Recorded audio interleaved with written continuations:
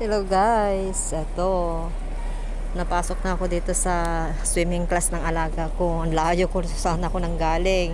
Nagbiyahe pa ako ng tren, naglakad pa ako ng malayo. Ito, dala-dala ko na yung bag nila malaki kasi pauwi na sila. Kukunin ko na lang yung bag ng alaga ko, tapos kukunin naman nila ito. Tapos diretso na sila uwi. Mamaya pa yung tatay niya kasi nasa office pa.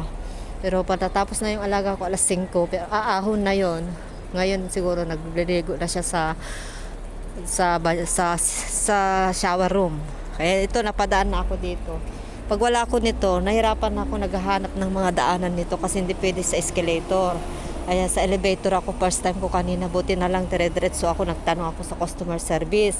Kaya yon, nagdalawang isip pa ako, kaya nagtanong na ako. Tapos pag dire-diretso na, talaga may kasi daanan na para sa may bag sa kamang stroller. Nasanay ako sa isang taon ko na dito guys, sa 12. Nasanay na ako yung walang bitbit. Minsan naalala ko one time, binitbit ko ito.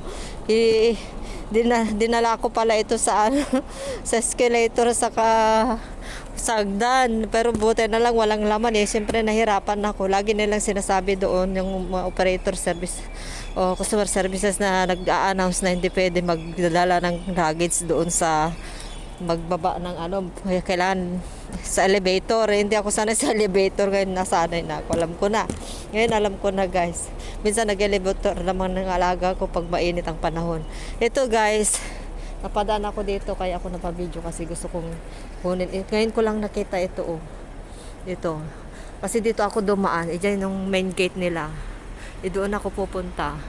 Doon sa Ayan, napapasok. Dito na ako sa banda dito.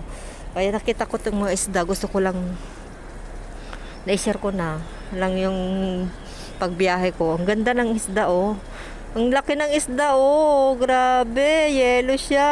Ano kaya? Anak niya siguro yung maliliit.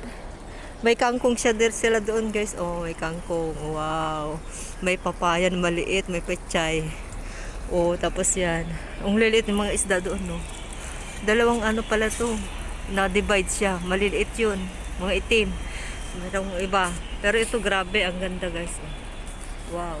Ang ganda. Baka mahulog tong cellphone ko. Wait na. Wait lang. Tama na po. Ko na kasi lalabas na yung alaga ko. Baka hanapin pa ako. So, bye-bye na guys. Bye-bye na. Ang cute Gusto ko pang i-video sana. Ayan.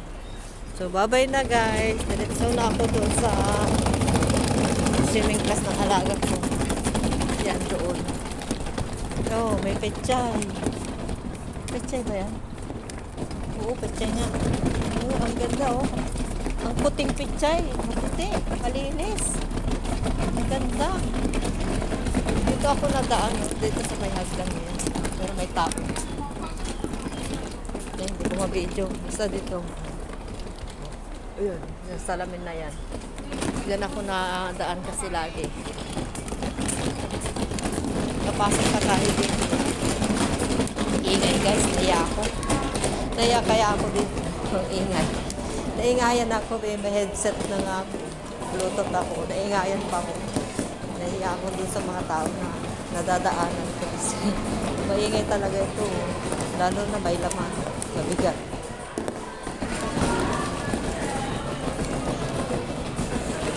Hintayin ko siya dito guys. So, upo muna ako dito sa gilid. Dito na lang ako uupo. Antayin ko siya dito. Lalabas siya yun. So, bye-bye na guys. Papakita naman ako. Balot na balot. Ayan. Naka-face mask tayo kasi iniiwasan ko magpa-sipot ulit. Nakaubo. Pag magaling yung ubo ko. Kasi may jacket ako dito. Bye-bye na guys. Bye-bye. Dito ako nagsusundo ng swimming class ng bata. Ayan, mag-vlogger pa sila pagtapos. Bye-bye.